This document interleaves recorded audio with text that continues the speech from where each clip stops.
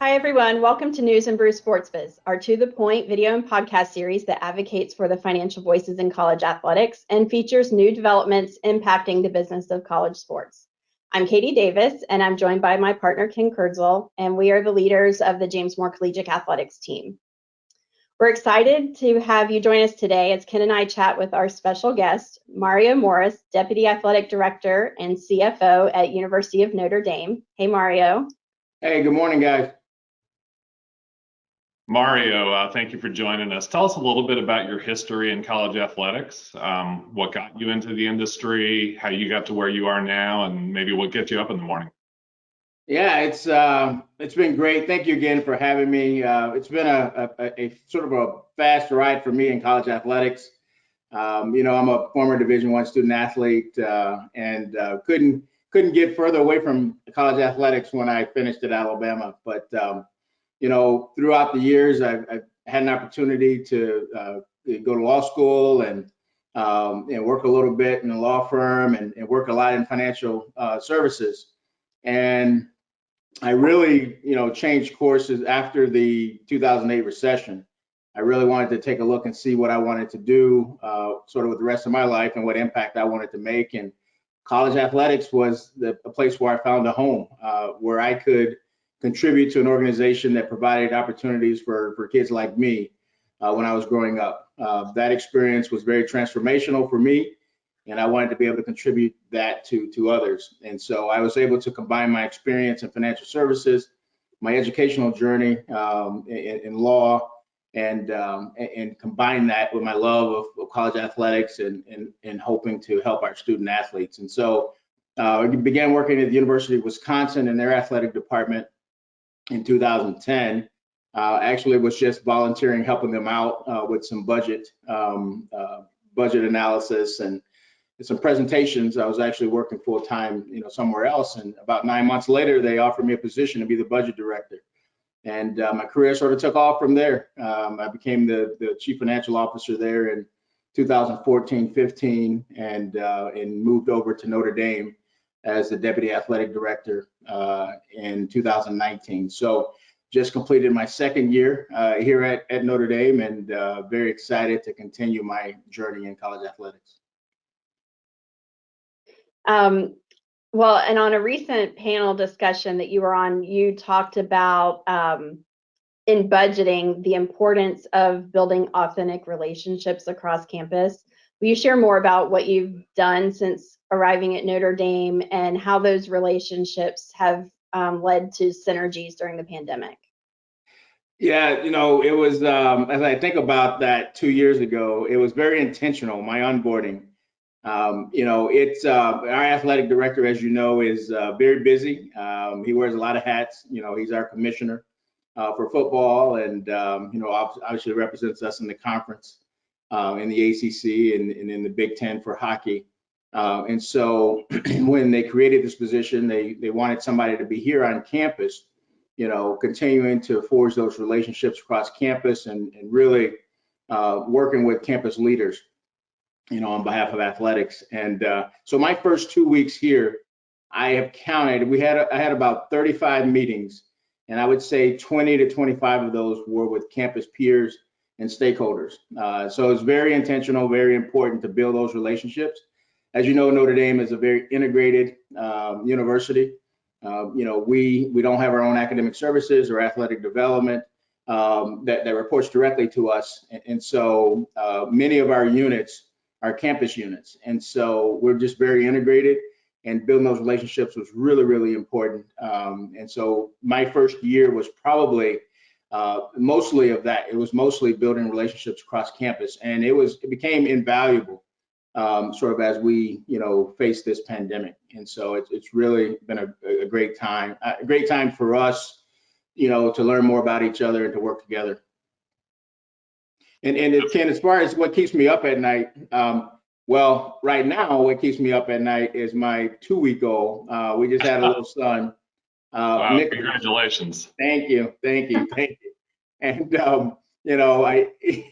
you guys will get this. I'm pretty naive here. I thought I had it figured out. The first couple of nights were really rough. you know, the last few nights, we got this. This is pretty good. Last night, not so much. So I needed the morning brew, obviously, for this morning. So, but we love him, and so couldn't be happier. Well, Oh, that that's is awesome, Mario. news. Yeah, wonderful news. Congratulations to you and your family. That's great. Thank you. Thank you.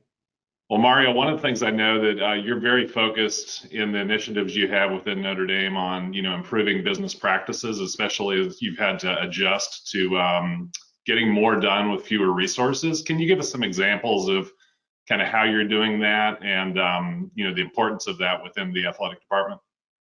Yeah, that's a great question. We obviously, like everyone, we had to implement some mitigation, some risk mitigation as it came to COVID and the financial impacts of that.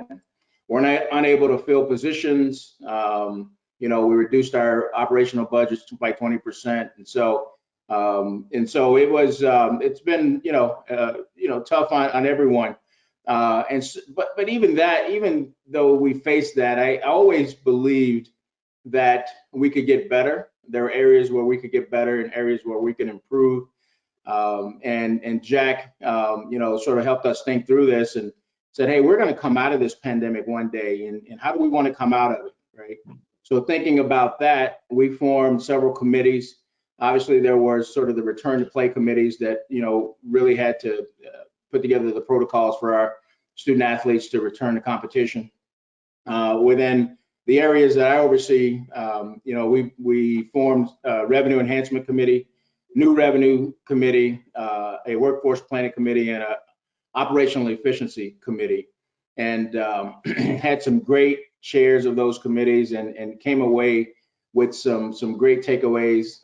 We were just on a NACDA webinar last week with regards to some revenue generation projects that we were taking a look at. But with regards to operational efficiencies, I did feel like there were some areas where we could improve. We implemented a new contract management process, a new software and process. We engaged James Moore to help us review our business practices in our ticket office and try to get better there. There was also a cross-campus collaboration. We initiated that review out of athletics, but we invited our audit team from campus to participate because they have a role in it. And I think the outcome is going to be great. There were some great recommendations that we're going to implement moving forward. We implemented also new purchasing workflows, and we reviewed our team travel policies, per diem policies, and our summer financial aid policies. So those were some things that we were able to do even during the pandemic, and couldn't be happier couldn't be prouder of the committees and the work that they did. We brought in a lot of people from a lot of different areas, people that weren't used to doing these things, and they stepped up. And that was, one of the bright spots coming out of the pandemic is we learned a lot more about our people and some of the things that they were able to do. Well, thanks for the shout out. And I mean, that's very impressive of all of the things you were able to start and work on through the pandemic, in addition to, having a new baby too. So you're Superman for being able to kind of juggle all of that. So kudos to that. And I can just say, even to your leadership we really enjoyed working with your team and the excitement and open-mindedness of looking at new ways of doing things, and seeing how you collaborated with your audit services on campus. We don't see that a lot at universities. So that says a lot to the leadership at Notre Dame for being that collaborative. Thank you. So shifting gears a little bit, I want to talk about name, image, and likeness. So as a former student athlete, what does NIL mean to you? A lot. I penned an article in Collegiate in December of last year, December 2020, and I sort of wanted to take a look at name, image, and likeness from my perspective as a former student athlete and from my perspective as a senior college administrator. I was actually one of the fortunate ones. I have been compensated for my name, image, and likeness.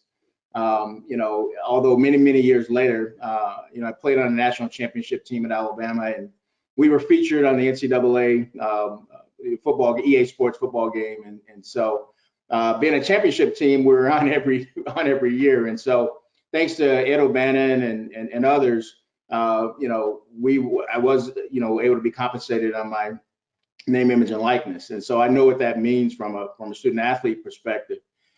As a senior college administrator,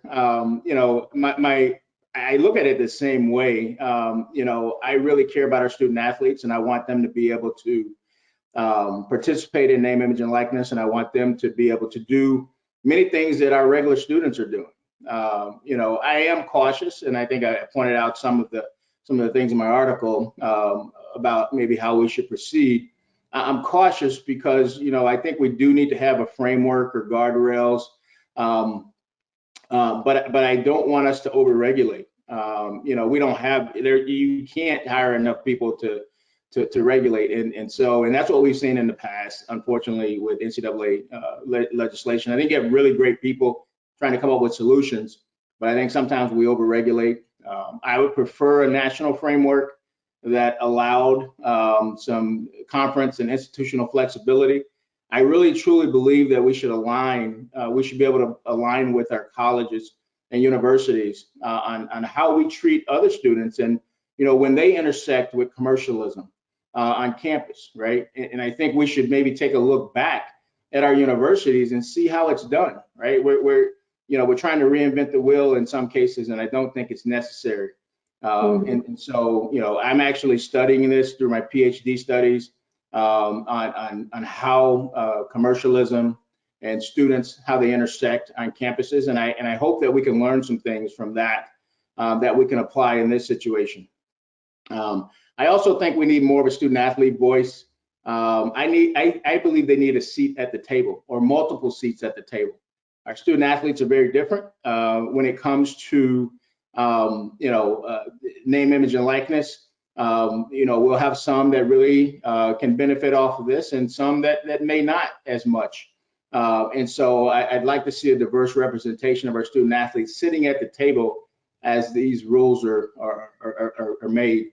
And so I just think it's really important to continue to think about the student athlete and think about them as students, and try to align as much as possible to our universities. I think we'll all be better off if we do that. You make a great point. There's so many universities that have innovation incubators or entrepreneurship programs, and you're right, they don't have to reinvent the wheel. I think if they collaborate with each other with athletics, you can learn a lot, and definitely fills in the gaps that I think is missing from where a lot of the consultants that are coming out on NIL that are just focused on promotion and branding and social media. But there's so much more to it than that. And so utilizing resources you already have on campus means you're saving money and building more relationships. So I totally agree with that. I think it's an awesome topic for you to be studying. Specific to EA Sports, so when they announced they were coming back out with their NCAA game, Notre Dame was one of the first schools that took a stance that said you weren't going to support it until NIL was finalized. Would you talk a little bit more about that? Sure. A little bit before that, though, this was back in, I think, 2015. Our president, Father John, had came out with an op-ed advocating for name, image, and likeness for our student athletes. And so that's been a part of the fabric here at Notre Dame. Another piece of that, what I just alluded to, is that we try to make our student athlete experience in many ways similar to our student experience. And that is a principle that we have here. And so when it came to the EA Sports, when we learned of this was an easy decision for us. We really didn't want to move forward with this until we understood how this could impact our student athletes and how our student athletes could benefit from this. You can remove the name, image, and likeness of student athletes, but we all know that much of the value of that video game has been due to the contribution of student athletes over time, and much of the future value going forward will be due to the student athletes and their contributions.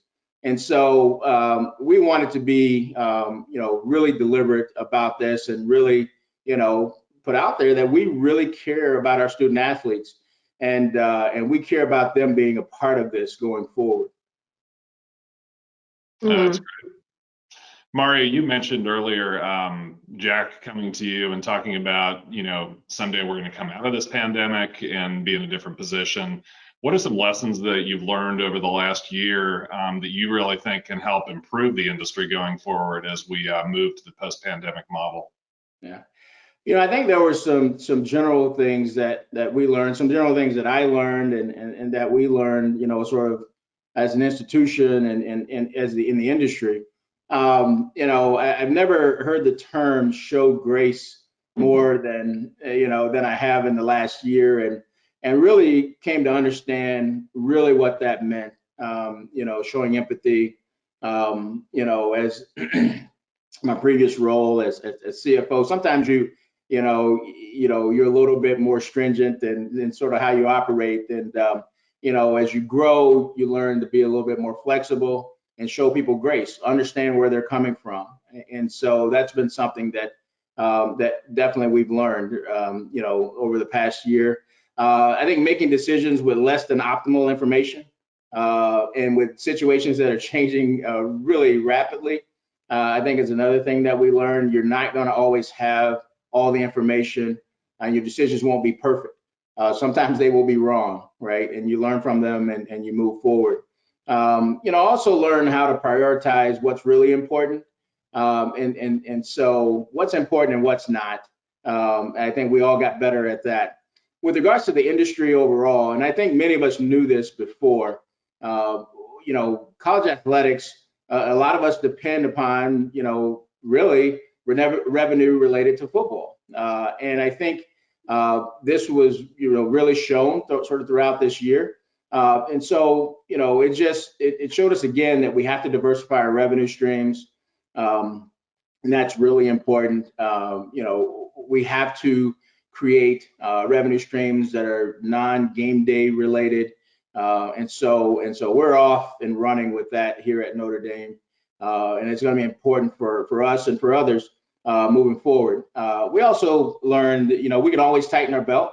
I think we tighten it just as much as anyone. And so I'd like to thank our coaches and our staff and our student athletes for working with us to do that. It was really a team effort, in our university as well, in helping us to sort of move through this year. I think going forward, I really believe institutions will have to decide, what their identity is and who they are. What level of intercollegiate athletics can you truly support? I think we got to be honest with ourselves and ask these difficult questions.